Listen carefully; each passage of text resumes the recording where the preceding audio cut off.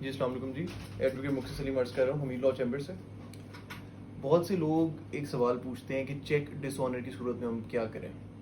دیکھیں، چیک ڈس آنر پاکستان میں ایک بڑا ریکرنگ ایشو ہے جو ہر دوسرے بندے کے ساتھ پیش آتا ہے۔ آپ نے کسی بھی بندے کی کسی بھی طرح کی پیمنٹ واپس کرنی ہے، آپ نے کسی سے لون لیا ہوا ہے، آپ نے کسی بندے کو ادھار واپس کرنا ہے، یا کسی بندے کو آپ نے چیریٹی دینی ہے۔ وعلیکم السلام۔ بیٹھے ادھر بیٹھ جائیں۔ یا آپ نے کسی بندے کو چیریٹی دینی ہے تو آپ چیک کے تھرو دیتے ہیں۔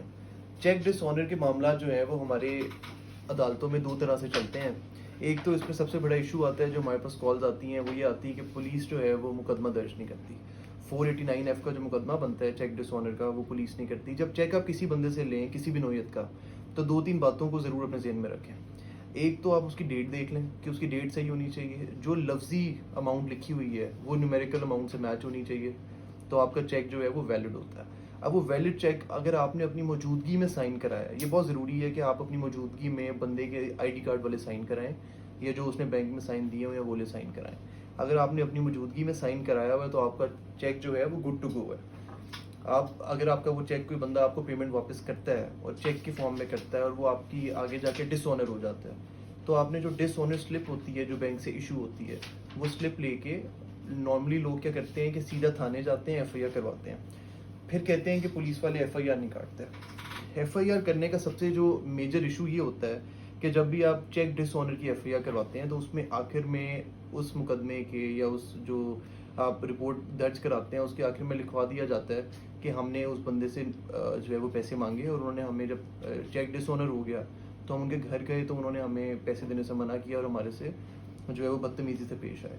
یہ کرنے کے بجائے بہت کم لوگوں کو اس بات کا پتہ ہے، جو اچھے وکلا صاحبان ہیں وہ اس بات کو سمجھتے ہیں کہ آپ کو چیک ڈس آنر کی ایف آئی آر کروانے سے پہلے ایک نوٹس ضرور کروا لینا چاہیے کورٹ سے۔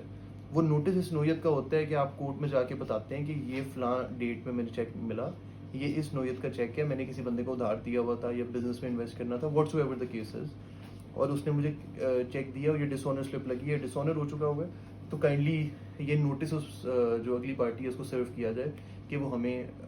جو ہے وہ اماؤنٹ ہمیں واپس کریں یا کورٹ میں اپیئر ہو کے اپنی جسٹیفیکیشن دیں۔ جب آپ یہ ایک نوٹس اگلی پارٹی کو سرو کرا دیں، اس کے بعد آپ اندراج مقدمہ کے لیے اپنے لوکل تھانے میں چلے جائیں اور ایس ایچ او کو آپ ایک درخواست دیں، ایس ایچ او کے نام پہ لکھ کے کہ ہمارا چیک ڈس آنر ہوا ہے، ہم نے نوٹس کرایا دوسری پارٹی کو، اب کائنڈلی ایک مقدمہ 489F کا اس پہ فوجداری کا درج کیا جائے۔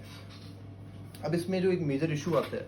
جو ہمارے یہاں پہ تھانہ سسٹم ہے یا تھانہ کلچر ہے، اس میں یہ آتا ہے کہ ہمارے جو جتنے بھی پولیس افسران ہیں وہ اگر کسی پارٹی کے ساتھ مل جائیں، نارملی جو اتنی بڑی اماؤنٹس ہوتی ہیں، کروڑ کے اوپر کی اماؤنٹ ہوتی ہے، 10-15 ملین کے اوپر کی اماؤنٹ ہوتی ہے،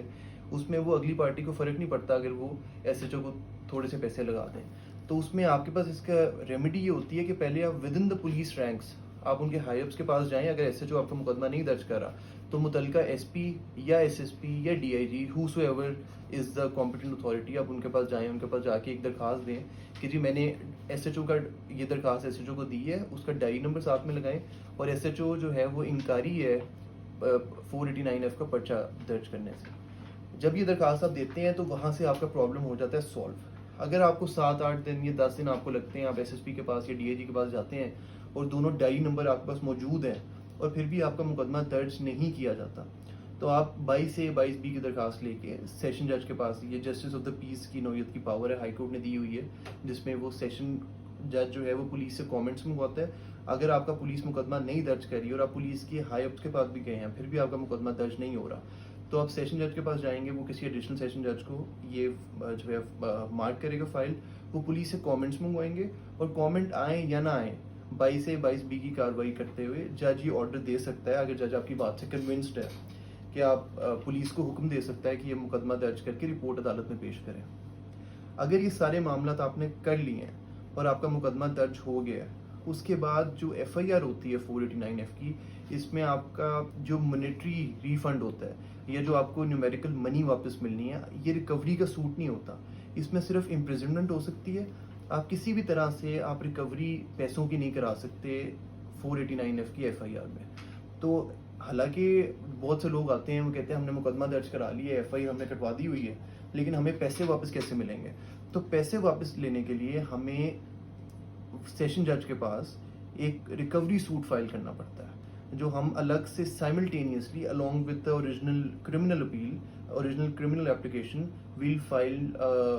recovery suit in session court. وہ سائملٹینیسلی چلے گی ایڈیشنل سیشن جج کے پاس, جس کو بھی سیشن جج مارک کریں, اور وہ ریکوری سوٹ میں یہ ڈیسائیڈ ہوگا کہ پیسے واپس ملیں, کتنے پیسے واپس ملیں گے. اور آپ کو اگر اس بندے کے پاس مانیٹری فارم میں پیسے موجود نہیں ہیں تو اس کی کوئی بھی پراپرٹی یا اس کے نام پہ کوئی بھی جائیداد ہو وہ بھی جج ساتھ اٹیچ کر کے آپ کو دے سکتے ہیں آپشن کرا کے. یہ آپ کو اس کا مطلب ہے کہ 489F کی جو کاروائی ہوتی ہے یہ آئیڈیل سچویشن میں 2 طرح کی ہوتی ہے. ایک کرمنل سائڈ ہوتی ہے جس میں اگلی پارٹی کو امپریزنمنٹ ہو سکتی ہے, اور ایک ریکوری سوٹ فائل ہوتا ہے along with the original criminal application, جس میں آپ اگلی پارٹی کو اس بات کے لیے جج باؤنڈ کرتے ہیں کہ اپنی پیمنٹ کسی بھی فارم میں اگلی پارٹی کو واپس کی جائے. یہ تمام چیزیں ہونے کے بعد جب آپ یہ 489F کی کاروائی کرا دیں, مقدمہ بھی درج ہو جائے, آپ کو کرمنل جو ہے وہ اس میں باؤنڈ بھی ہو جائیں, آپ کو ریکوری سوٹ میں بھی آپ کے حق میں ڈیسیژن آ جائے, تو ایک بہت بڑا ایشو ہوتا ہے کہ وکلا صاحبان کی فیس ہم کہاں سے نکالیں. تو جی اس میں بہت کم لوگوں کو یا بہت کم میں نے وکیل ایسے دیکھے ہیں جو اپنے کلائنٹ کو گائیڈ کریں کہ جب آپ ریکوری سوٹ میں پریئر کرتے ہیں جج سے, اس پریئر میں آپ جو کورٹ فیس ہوتی ہے 15,000, اس کے ساتھ آپ وکیل کی فیس جتنی بھی وکیل آپ کو چارج کریں وہ آپ وکیل کی رسید لے کے وہ ساتھ میں لکھ لیے جائیں. پریئر میں ریکوری سوٹ کی اگر وہ لکھ لی جاتی ہے تو جج آپ کو 90% جب ڈگری کرتا ہے آپ کے حق میں. اور میں ایک بات بتاتا چلوں کہ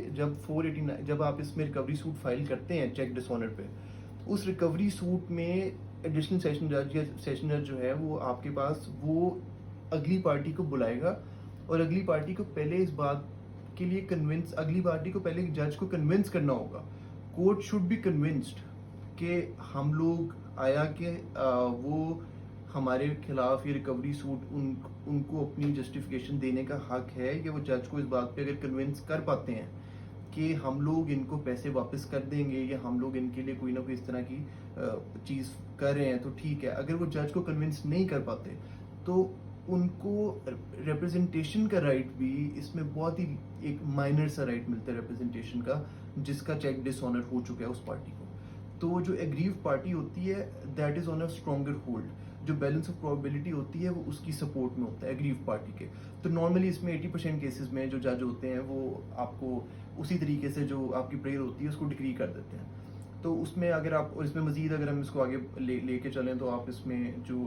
وکیل کی فیس ہوتی ہے وہ بھی پریئر میں کورٹ فیس کے ساتھ اٹیچ کر کے, تو اوور آل جو ڈیسیژن ہوتا ہے اپنے حق میں جب لیتے ہیں تو ریکوری سوٹ آپ کو total with court fees along with the fees of the lawyer and the original amount that was being compensated, آپ اس کو ریکور کر سکتے ہیں. یہ 489F کی پوری کاروائی ہوتی ہے. مجھے امید ہے کہ آپ لوگوں کو سمجھ آئی ہوگی. مزید کسی بھی قسم کی ایسی کاروائی ہو یا کوئی بھی آپ کو لیگل مشاورت کی ضرورت ہو تو نیچے دیے گئے نمبر پہ ضرور رابطہ کریں. مہربانی.